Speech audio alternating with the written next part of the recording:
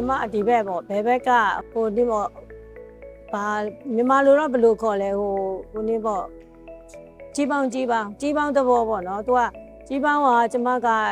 ဟိုဟာပေါ့4ရယ်5ရယ်6ရယ်ပေါ့4 5ရယ်5 6ရယ်ကိုဟုတ်ကဲ့ကြီးပေါင်းကိုဒီကဆရာဝန်ကဟိုနေပေါ့2ခါဆေးထိုးတယ်ကြာပြီဟုတ်9နှစ်ရှိပြီဟုတ်ကဲ့ထိုးတယ်ဒီမှာလဲတစ်ချိန်ထိုးတယ်နောက်မရတော့ဘူးဆိုတော့ခွဲရမယ်ဆိုလို့ကျမဒီမှာလာခွဲတာ Miss I more presented with the neck pain, with the radiating pain on the left side of the upper extremity. She also has the numbness along the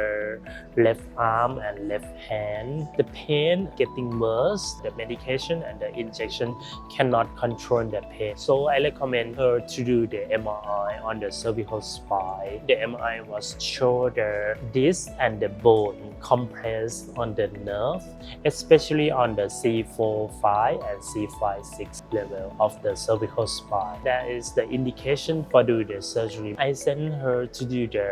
CT scan before we do the surgery. So after we send the CT scan show the bone or the calcification compressed on the nerve. ကျမကအဲ့လိုမျိုးမလုပ်ဘူးဆိုရင်နောက်2နှစ်နေလို့ရှိရင်ဟိုပါပေါ့ဒီအောက်ပိုင်းတည်တာတို့ဒီလေးဖြတ်နိုင်တာတို့ဖြစ်နိုင်တယ်ပေါ့နော်ဟိုဒီအုံနောက်ကိုသွားတဲ့အကျော်ပြနေတဲ့အတွက်ဆိုအဲ့လိုပြောလို့ဒီမှာဆုံးဖြတ်လိုက်တာပါခွဲဖို့ဟုတ် We decide to do the surgery on the posterior of her neck. We call the trauma screw with the decompressive laminectomy from C4 to C6. This patient is successful. We can do the decompression on the nerve. The symptom of the nerve pain was gone. ခွဲစိတ်ပြီးကြရတော့လမ်းတော့ရှောင်းနိုင်တယ်ဒါပေမဲ့ဒီကောင်တွေကတော့တိတ်တော့မလှုပ်ရှားနိုင်သေးဘူးပေါ့နော်2ပတ်လောက်3ပတ်လောက်မှအဲ့လိုမျိုးနည်းနည်းကောင်းသွားတယ်ရှင်ဟုတ်ကဲ့အခုတစ်လားကြော်လောက်ကြတော့လူကောင်းလိုမျိုးပေါ့ဒီမှာနည်းနည်းလှုပ်ရှားသွားလာနိုင်တယ်ပေါ့ဟုတ်ကဲ့ရှိတယ်အဲ့ဒါတွေကအကုန်ကောင်းတယ်ကျမဟုတ်ကဲ့လုံနိုင်တယ်ဟုတ်ဟောအဲ့ဒါကိုယ်တိုင်ပဲလုပ်တယ်ရှင်ကိုယ်တိုင်လုံနိုင်တယ်ကျမအကုန်လုံးအဆင်ပြေပါတယ်ရှင်ဟုတ်ကဲ့ဟောဒီမှာလာလုပ်ပါလို့ပဲပြောချင်ပါတယ်ဆရာဝန်တွေရောဆေးရုံကောင်းပါတယ်